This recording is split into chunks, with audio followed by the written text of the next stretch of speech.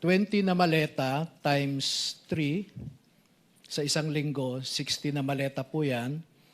Then,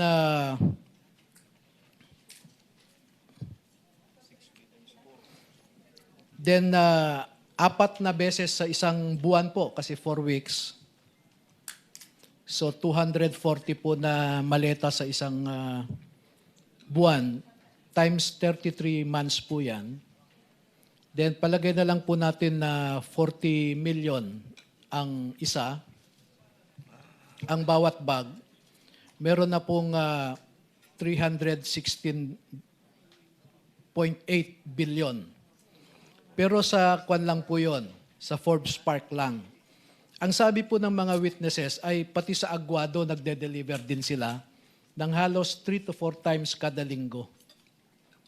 So, kung i-times 2 po nyo yan, Saan po yung Aguado na yun at kanino pong pag-aari yung pinag-deliveran nyo ron? ang sabi po nila kay dating Speaker Martin Romualdez. So kung Aguado and Forbes Park lamang po ay 633 billion na po yun. No? Ang pinag-uusapan lang po natin yung dalawang locations na yon. Papaano po yung pumunta sa ibang mga congressmen, mga senador, no? So tama po yung estimate ko na around 800 billion pesos po yun.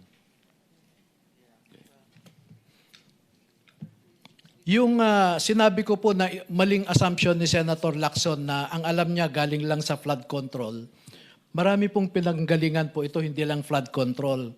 Yung retrofitting ng mga bridges nationwide, no? Yung repair ng so-called damaged irrigation canals na wala namang damage. No? Retrofitting ng bridges, wala pong na-retrofit na tulay. Yung reforestation program ng DENR, tingnan nyo po, wala pong, ang sabi sa COA yata ay namatay ang mga tinanim, pero wala namang tinanim. Yung mga kwan po, importation sa sugar, no? So, may narinig po ako na kausap si Congressman Saldico. Narinig ko po mismo habang nag-uusap sila. Ang sabi nga niya, itong i-deliver sa kanya ay parang patak lamang. Dahil marami pa pong ibang pinanggagalingan. Halimbawa po, confidential funds ng iba't ibang ahensya ng gobyerno, ikinukuha po rin nila eh. No? Halimbawa, overpricing ng mga procurement. Isang example, Your Honor, no? Department of Justice, historical confidential fund ng departamento na yan ay around 300 million lang. But there was a year na humingi sila ng almost 1.2 billion. Ang rason, bibili daw ng surveillance equipment to monitor drug lords. Ang balita ko po, wala yatang nabili. At kung meron man po, yung 1.2 billion na price ng equipment, that's 4-5 times overpriced.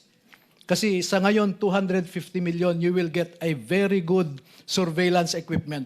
Familiar po ako dyan dahil na-involve ako sa company that manufactures certain equipment of that nature. Ito pong inyong pinagsama-samang salaysay, punong-puno po ng mga litrato. May mga sasakyan po ito, may mga helicopters, at ang maleta po ay iba't ibang kulay at iba't ibang laki na nakasalansan.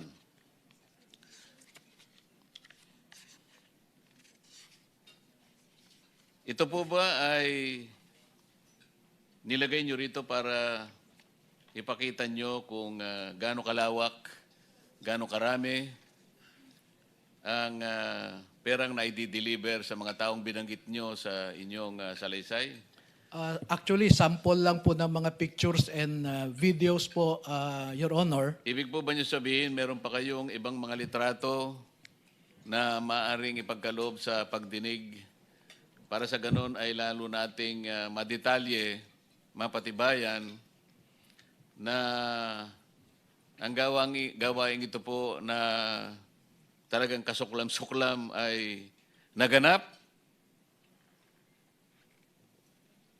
at kailangan po nating tukuyin na mabuti kung sino po lahat at paano nangyari po ang lahat ng bagay na ito.